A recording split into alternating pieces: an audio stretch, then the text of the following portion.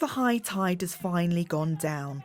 The oysters will now be visible, and the oyster women gatherers can set out along the Gambian River from Lamin Lodge Harbour, which is just outside of Banjul. Before, all of the mangrove used to have some oysters, but now nothing is there. Mariama is a member of the Tri-Oyster Women's Association, a collective of around 500 female oyster harvesters from 15 villages in the greater Banjul area. The oysters also need fresh water and the salt water should mix up together. So when there is not enough rain, the oysters will not be much. I'm so worried about the climate change, but I don't have nothing to do because I don't have the knowledge to avoid the climate change. The Gambia is a small strip of low-lying land in West Africa. As one of the world's poorest and least developed countries, it is suffering the effects of a climate crisis it did little to cause. Climate change activists fear that unless concerted action is taken soon, disaster looms.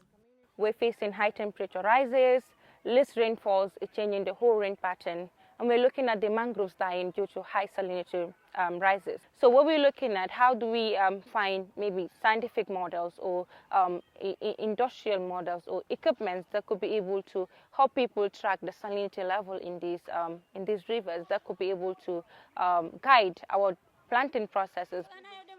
The oysters are not only used to make traditional dishes like oyster stew, but the shells are dried for a year and used as paving around fishing towns, driveways, and also used to make paint and chalk.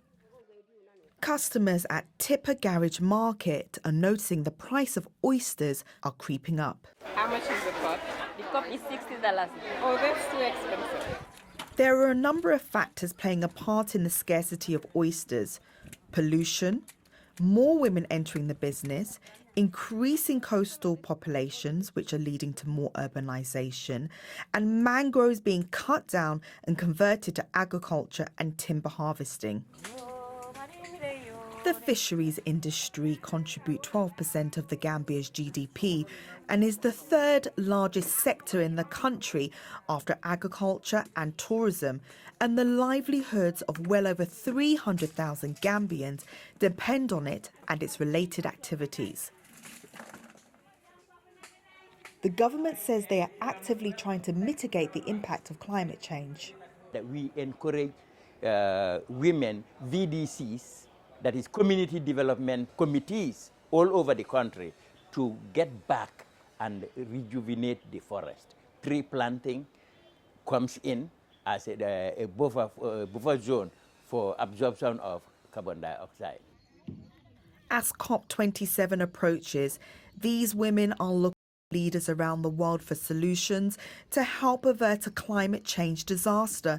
In the meantime, many will be forced to diversify their livelihoods and leave the only industry they've ever known. Otalor, BBC News, Banjul.